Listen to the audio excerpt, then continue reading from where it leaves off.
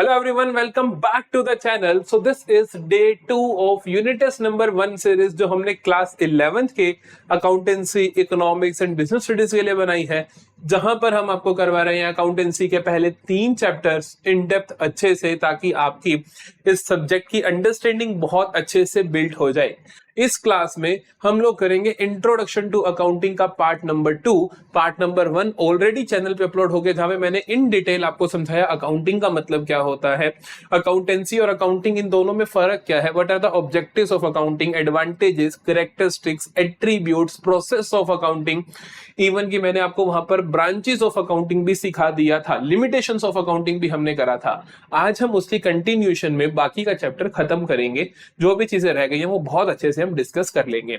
सो हमारे पास पहला टॉपिक आता है, that is book keeping versus accounting. अभी तक हमने एक चीज पढ़ी थी कि what is accounting, what is accountancy. थोड़ा सा वापस वहां पर जाएं तो मैंने आपको बताया था कि यार अकाउंटिंग क्या है। अकाउंटिंग क्या है? अकाउंटिंग क्या है? एक प्रोसेस है। किस चीज का प्रोसेस है? प्रोसेस ऑफ, जिसके अंदर बहुत सारे काम करने हैं, recording, classifying, summarising, analysing and interpreting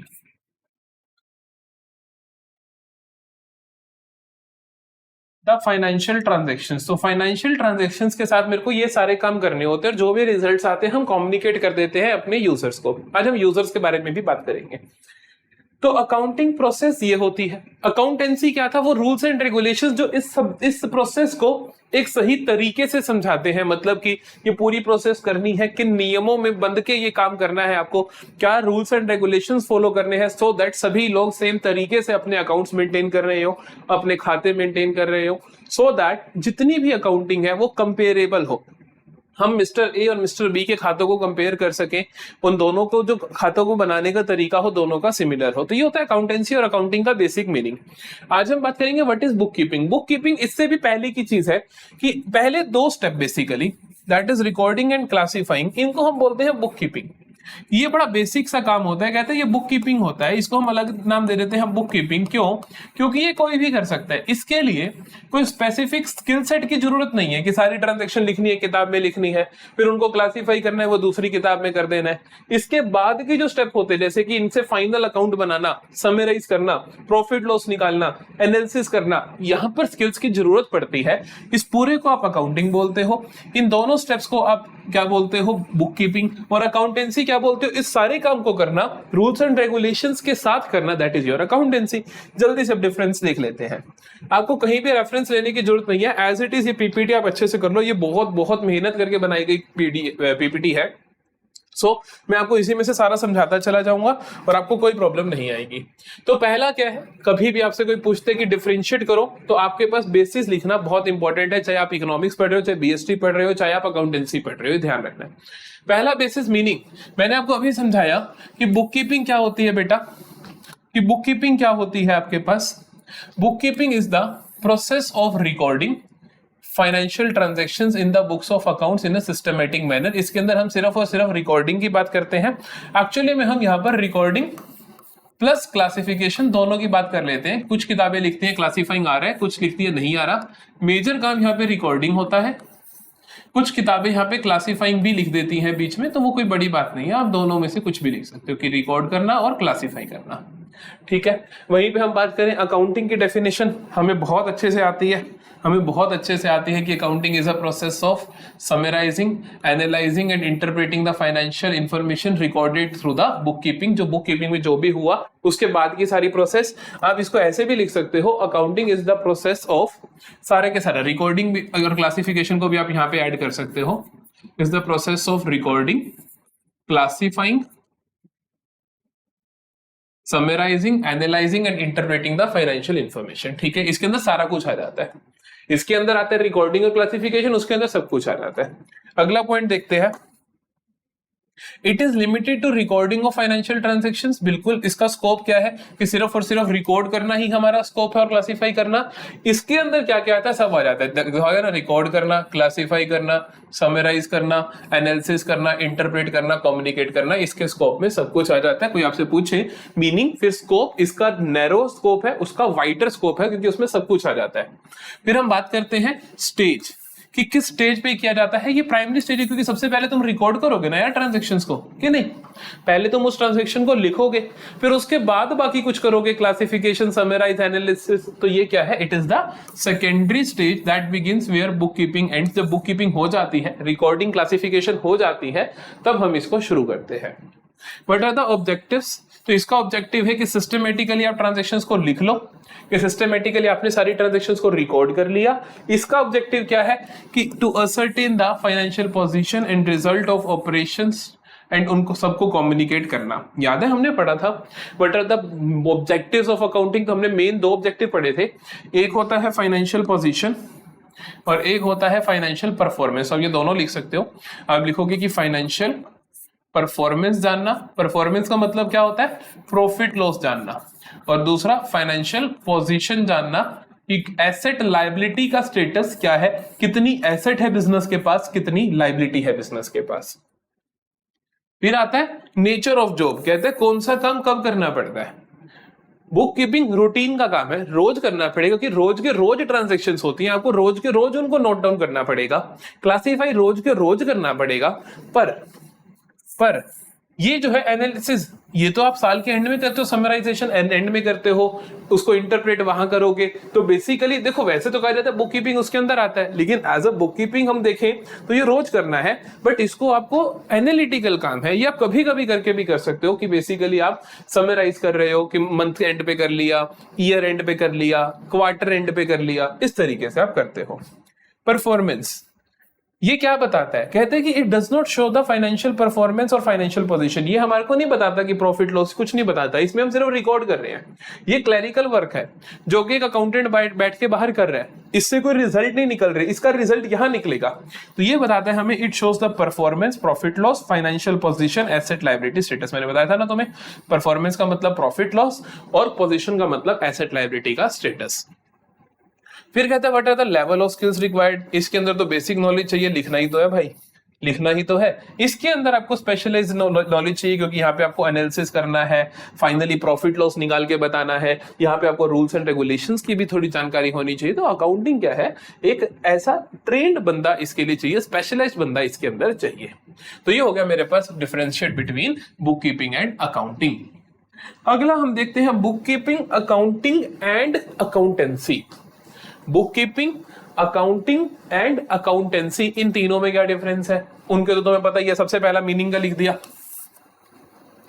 सबसे पहला बेटा मीनिंग का लिख देंगे बड़े सिंपली, कि मीनिंग बुक कीपिंग का मतलब होता है process of recording and classifying. इसके अंदर क्या क्या आता है? रिकॉर्ड, क्लासिफाई, समराइज, सब कुछ। रिकॉर्ड भी आता है, क्लासिफाई भी आता है, समरी भी आता है, इंटरप्रेट भी आता है, कम्युनिकेट भी आता है। अकाउंटेंसी में क्या आता है? It refers to systematic body of knowledge that guides, that teaches us how to do accounting, जो गाइड करता है बुक कीपिंग एंड अकाउंटिंग को। मैंने तुम्हें पहले ही बताया था, अकाउंटेंसी एक सब्जेक्ट मैटर है जो हमें सिखाता है कि ये काम कैसे करने हैं, रूल्स एंड रेगुलेशंस के अंदर रहकर ये सारे काम कैसे करने हैं। ठीक है भाई। स्कोप देखें तो इसका क्या है? नैरो स्कोप है, सिर्फ और सिर्फ रिकॉर्ड करना होता है। इसका थोड़ा सा ब्रॉडर है, इसके अंदर बुक कीपिंग तो आता ही आता है, साथ में बाकी आइटम्स भी आ जाती हैं, जैसे समराइज करना, इंटरप्रेट करना, एनालिसिस करना।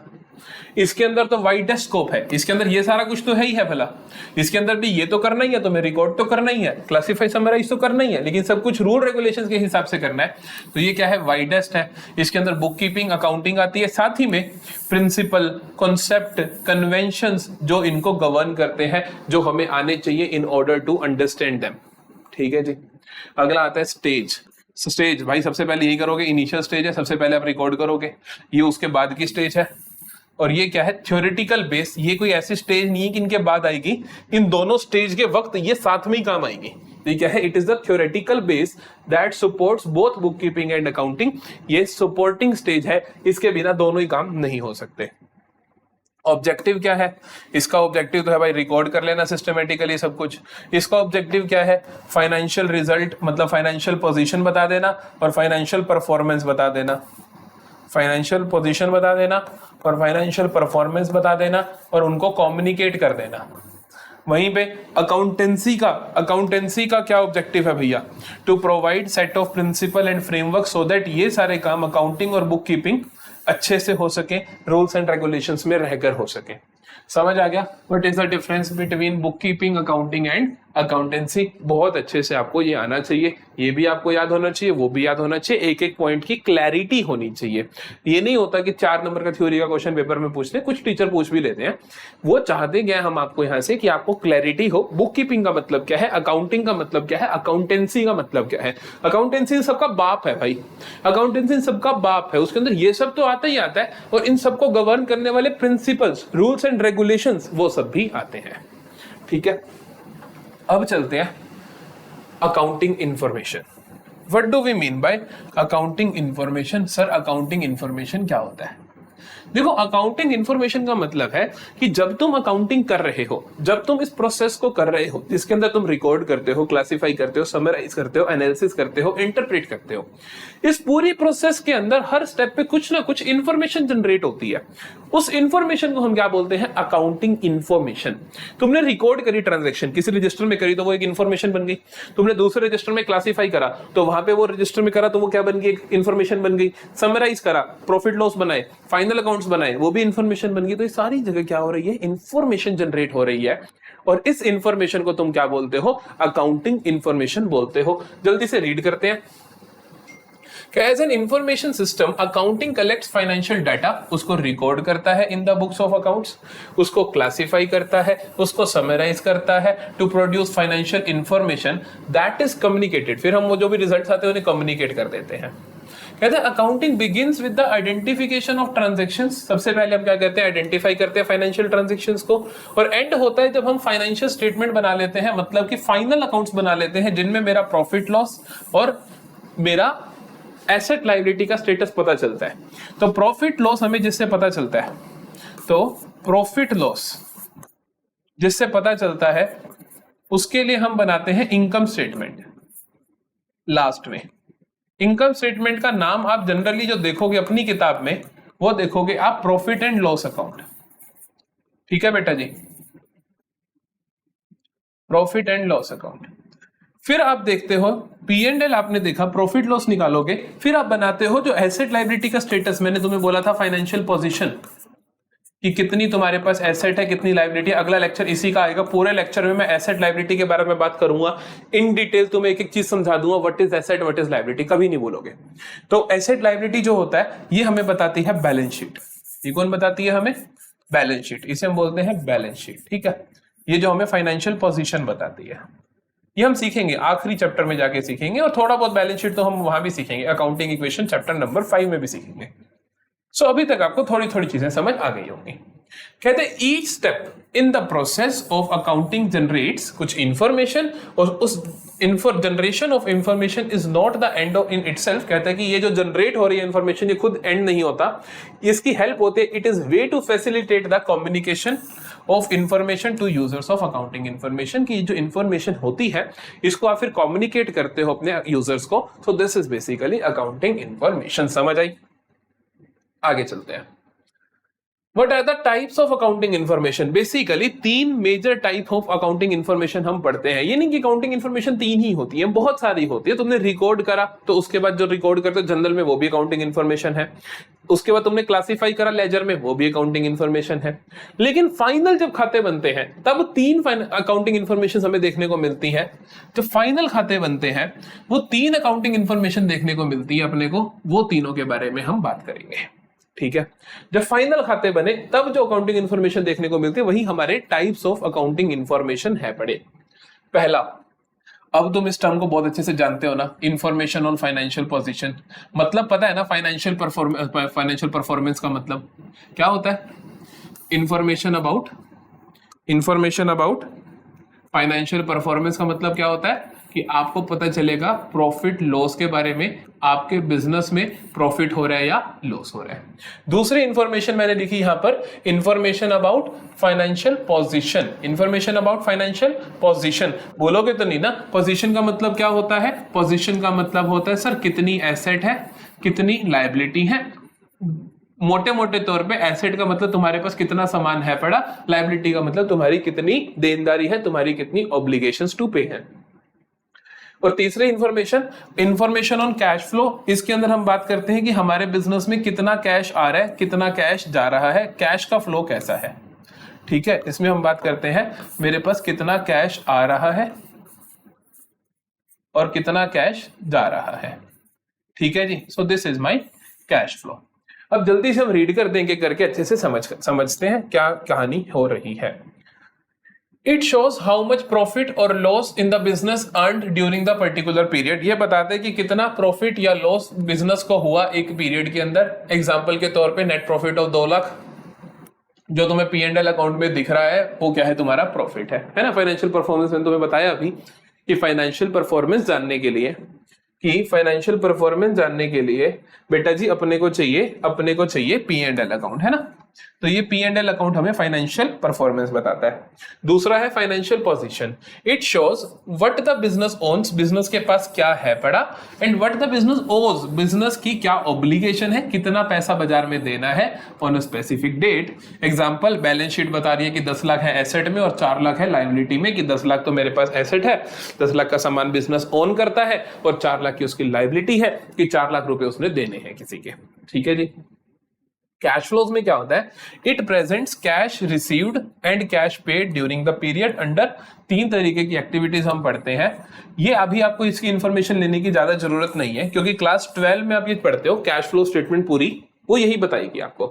The cash flow statement shows 1,50,000 आया हमारे पास ड्यूरिंग द ईयर। चलो मैं हल्का सा बता देता हूँ ऑपरेटिंग, इन्वेस्टिंग और फाइनेंसिंग के बारे में। ऑपरेटिंग का मतलब होता है बिजनेस के डे टू डे ऑपरेशन की वजह से जो भी कैश जा रहा है या आ रहा है। इन्वेस्टिंग का मतलब होता है हमारे पास कि बिजनेस ने, देखो बिजनेस नॉर्मल बिजनेस चल रहा है, मेरा कोचिंग का बिजनेस चल रहा है, तो नॉर्मली मैं फीस इकट्ठी कर रहा हूं, अपनी सैलरी दे रहा हूं अपने टीचर्स को, दैट इज माय ऑपरेशन। इसमें कैश का आउटफ्लो इनफ्लो हो रहा है। अब मेरे पास बचत हो गई तो मैं इसको कोई इन्वेस्ट कर देता हूं तो वो मेरी हो जाएगी इन्वेस्टिंग एक्टिविटी। ये बिजनेस खोलने के लिए शुरू में कहीं से पैसा आया होगा तो बिजनेस को फाइनेंस करा होगा किसी ने, उसे बोलते हैं फाइनेंसिंग एक्टिविटी। तो बिजनेस खोलने के लिए जो पैसा चाहिए फाइनेंसिंग एक्टिविटी। बिजनेस जहां पर नॉर्मली जो एक्टिविटी कर रहा है ऑपरेटिंग एक्टिविटी। बिजनेस के पास फालतू बच गया पैसा जो लगा रहा है इन्वेस्टिंग एक्टिविटी। तो इन तीनों एक्टिविटीज के कैश फ्लोज को हम पढ़ते हैं। ये होती है मेरे पास 3 important type of accounting informations. समझ आ गया? चलो जी नेक्स्ट पे चलते हैं। That is qualitative characteristics of accounting information. क्या क्वालिटेटिव कैरेक्टरिस्टिक्स हैं अकाउंटिंग इंफॉर्मेशन की? बड़ी सिंपल सी है। देखो मैंने बड़े अच्छे से लिख दिया ताकि तुम्हारे को अगर स्क्रीनशॉट लेना हो तो आप आराम से समझ सको। सबसे पहली क्वालिटेटिव कैरेक्टरिस्टिक्स क्या है? रिलायबिलिटी की, ये भरोसेमंद होती है।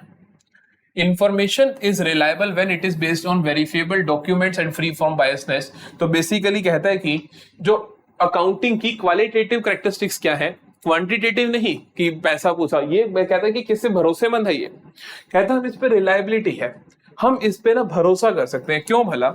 अकाउंट्स के अंदर जितनी भी इंफॉर्मेशन हम लिखते हैं ना बेटा, उसके ऊपर पीछे कोई एविडेंस होना चाहिए।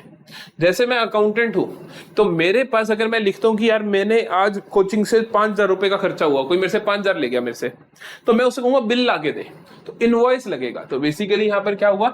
Recording purchase based on proper supplier invoice और बिल, की कुछ भी सामान आया तो हम उसको क्या करते हैं, कोई बिल लगा देते हैं उसके ऊपर, या कोई उसका जो सामने से इनवॉइस मिला वो हम चिपका देते हैं कि हाँ भाई तेरे पे मेरे को भरोसा है कि तूने झूठ के 5,000 मेरे से नहीं लिए। अगला देखो, अगला कहता है रेलेवेंस। रेलेवेंस का क्या मतलब होता है? कहता है रेलेवेंट इंफॉर्मेशन जो होती है वो हेल्प करती है, रेलेवेंट इंफॉर्मेशन हेल्प करती है यूजर्स ताकि वो क्या कर सके, अपने डिसीजन ले सके। अब एक अकाउंटिंग इंफॉर्मेशन में सोचो बहुत सारी इंफॉर्मेशन है, मेरे बिजनेस के बारे में बहुत सारी इंफॉर्मेशन है। अब किसको क्या इंफॉर्मेशन चाहिए वो डिपेंड करेगा ना। जैसे मेरा कोचिंग का बिजनेस है, अब मैंने मेरे जो कस्टमर है उनको किसी और तरीके की इंफॉर्मेशन चाहिए मेरे बारे में, मेरे जो टीचर्स हैं उनको अलग तरीके की इंफॉर्मेशन चाहिए मेरे बारे में, जो जिनसे मैं सामान लेता हूँ, जिनसे डिजिटल बोर्ड लेता हूँ, मैं उनसे उधार पे लेता हूँ मान लो, तो उनको चाहिए होगा कि सर जी कि तुम्हारे बिजनेस में प्रॉफिट है भी सही कि नहीं, कि उधार पे ले जा रहे हो, पैसा कब दोगे। तो हम रेलेवेंट इंफॉर्मेशन शेयर करते हैं। कहते हैं providing updated depreciation expense helps manager to decide whether to replace a machine. क्या इसका देखो ये एग्जांपल इसलिए दिया मैंने, देखो कहते हैं कि अब जैसे कि डेप्रिसिएशन के ऊपर जो इंफॉर्मेशन है वो हम मैनेजर को देंगे कि मान लो ये बोर्ड है, अब बोर्ड डेप्रिशिएट का मतलब होता है कि इसकी वैल्यू जो रिड्यूस हो रही है, मैंने ये 5 साल पहले लिया, 2 साल ही और चलेगा, तो ये मेरे मैनेजर को पता होना चाहिए ना कि ये डेप्रिशिएट होता जा रहा है, इसकी रिप्लेसमेंट का जुगाड़ कर लो। तो ये होता है रेलेवेंट इंफॉर्मेशन, कि अब ये डेप्रिसिएशन की इंफॉर्मेशन मैं अपने स्टूडेंट्स को तो नहीं दूंगा ना, सिर्फ मैनेजर को दूंगा।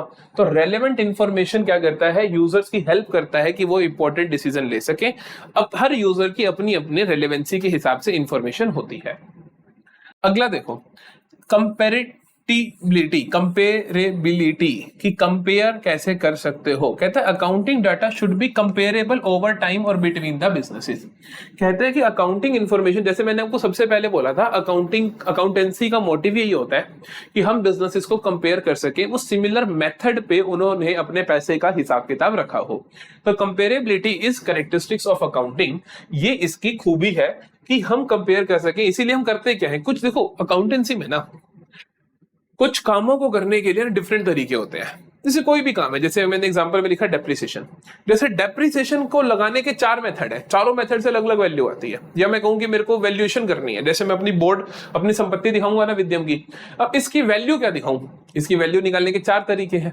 तो वो कहता है कि बेसिकली इस तरीके का तरीका यूज करो कि वो चारों मेथड में से ऐसा मेथड यूज करो जो तुम हर साल वही करते हो, हर एसेट के लिए वही करते हो, सो दैट हम तुम पे भरोसा कर सके, हम कंपेयर कर सके। समझ गए? यूजिंग सेम डेप्रिसिएशन मेथड, नाम हम सीखेंगे क्योंकि चैप्टर आएगा पूरा डेप्रिसिएशन का। Every year allow us comparison of asset. ये ना हो कि मैंने इस एसेट को पिछले साल तो अलग तरीके से डेप्रिसिएशन दिखा दिया, इस साल अलग से दिखा दिया। डेप्रिसिएशन का मतलब होता है रिडक्शन इन वैल्यू, जो भी इसकी वैल्यू रिड्यूस होती जा रही है खरीदने के बाद। लास्ट देखो अंडरस्टैंडेबिलिटी। कहते हैं कि जो ये करेक्ट अकाउंटिंग इंफॉर्मेशन होती है ना, ये इजीली अंडरस्टैंडेबल होती है, ये नहीं कि समझ ही नहीं आ रही। तो information should be presented clearly for users with basic accounting knowledge. कहते हैं जो अकाउंटेंसी के स्टूडेंट नहीं भी हैं उनको भी समझ आ जानी चाहिए, इस तरीके से अपनी इंफॉर्मेशन को प्रेजेंट करो। Presenting data in standard format like final accounts helps investors understand the results easily, कि कोई भी लोग हैं जो मेरे यूजर हैं वो इजीली मेरे डाटा को समझ पाए, इस तरीके से हम प्रेजेंट करते हैं। तो सबसे पहले हमने पढ़ा रिलायबिलिटी, भरोसेमंद, रेलेवेंस, जिसको जो जरूरत है वो इंफॉर्मेशन मिल जाए। कंपेरेबिलिटी, सेम मेथड यूज करो ताकि कंपेयर हो सके। अंडरस्टैंडेबिलिटी, बहुत सही सिंपल तरीके से आप अपनी चीजों को प्रदर्शित करो, रिप्रेजेंट करो, सो दैट सभी को वो समझ आ जाए। अब आता है भाई बहुत important topic, that is users of accounting information. अगर तुम्हारे टीचर को शौक है थ्योरी का क्वेश्चन पूछने का तो मेरे से लिख के ले लो, ये क्वेश्चन पूछेंगे। What are the who are the users of accounting information. Accounting information के यूजर्स कौन कौन है? तो अकाउंटिंग इंफॉर्मेशन के 2 major users, internal and external.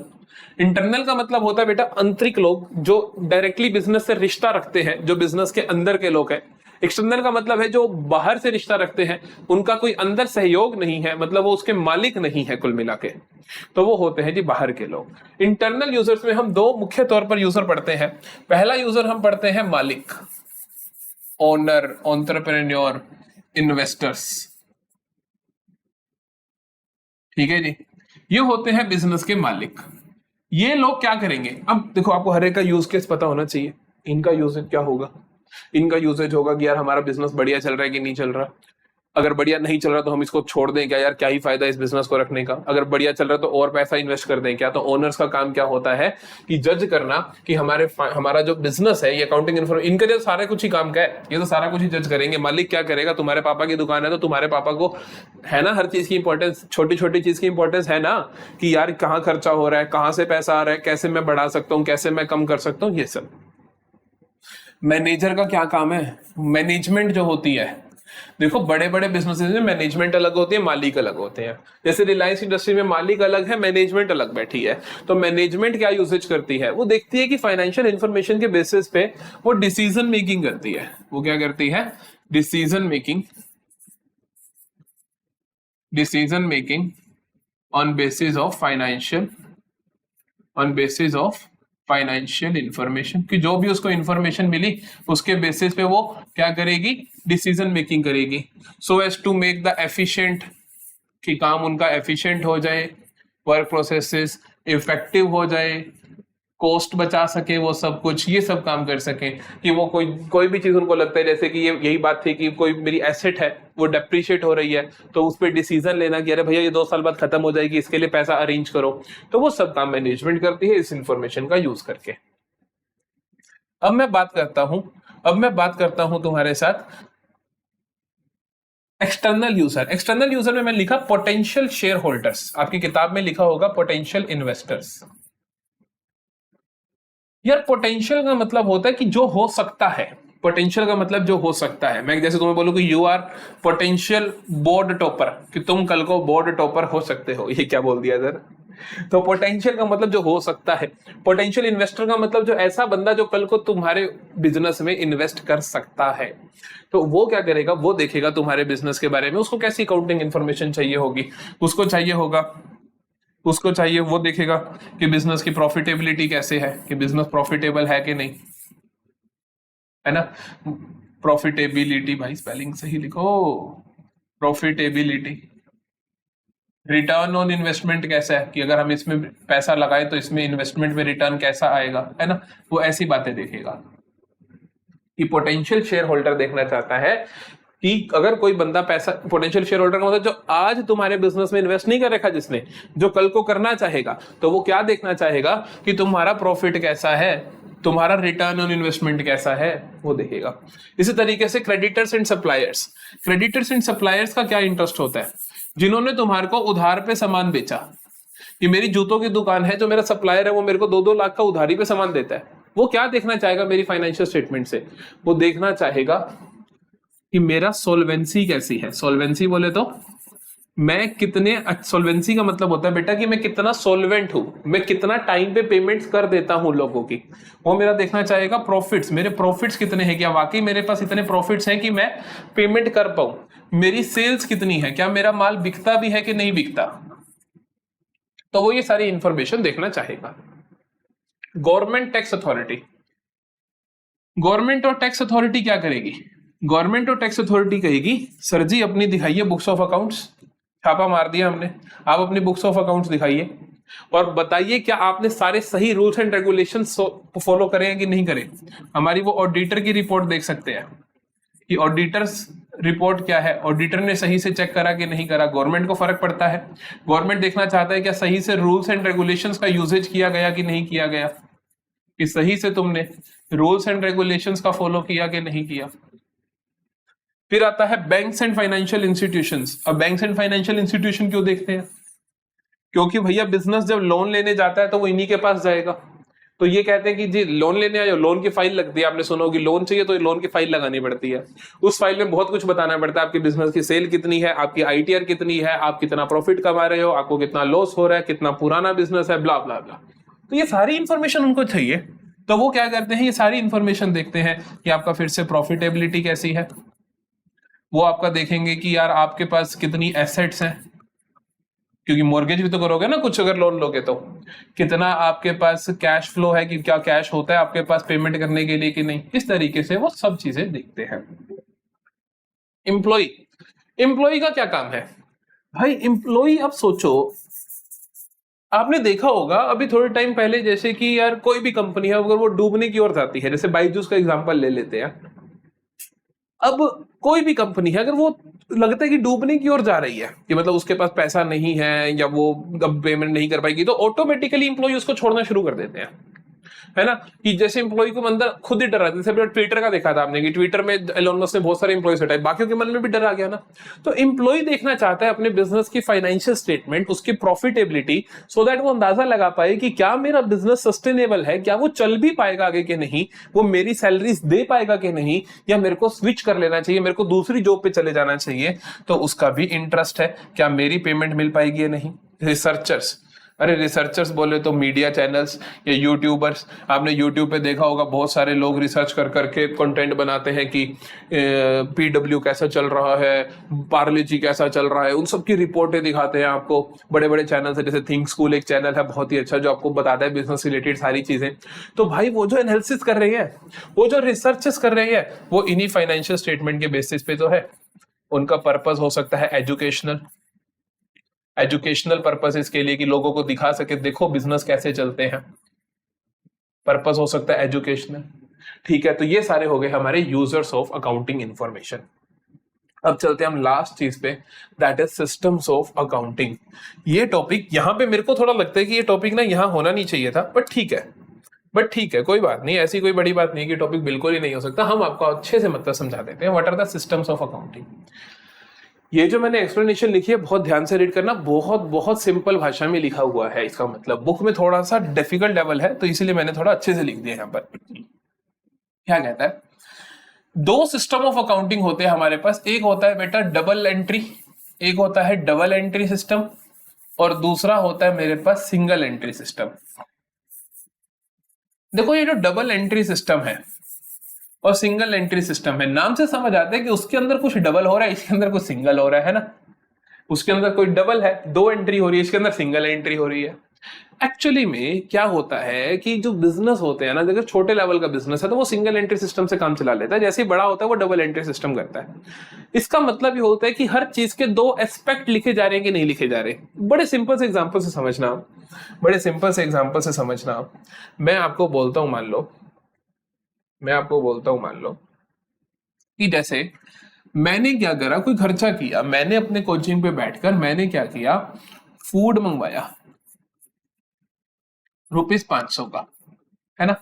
इसके 2 इंपैक्ट हुए, एक तो मेरा क्या हुआ, एक्सपेंस हुआ, खर्चा हुआ, जिसका नाम है मैंने फूड, है ना। दूसरा मेरे पास क्या हुआ, मेरा कैश रिड्यूस हो गया 500 से, है ना। 2 चीजों पे इंपैक्ट पड़ रहा है। जो डबल एंट्री सिस्टम है वो इन दोनों को लिखेगा। जो डबल एंट्री सिस्टम है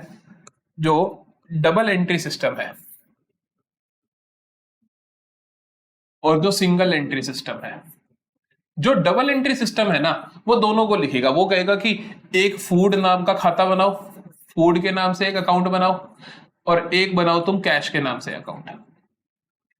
ठीक है, कि फूड है, अब फूड कोई पड़ा थोड़ी है, कैश तो गया है, तो अब सिंगल एंट्री कहते हैं जो जरूरी चीज है वो लिख लो भाई। तुम्हारा कैश रिड्यूस हुआ, बस ये लिख लो कि कैश तुम्हारा कम हो गया 500 से, बात ही खत्म। कहते हैं दूसरी चीज तुमने किसके लिए दिया वो फर्क नहीं पड़ता, बिजनेस को तो यही है ना, कैश कितना है। गल्ला चेक करोगे शाम को कि 10,000 होने चाहिए थे भाई, 5,000 क्यों पड़े, तो पता चल जाएगा ना यहाँ पैसे लगे हैं।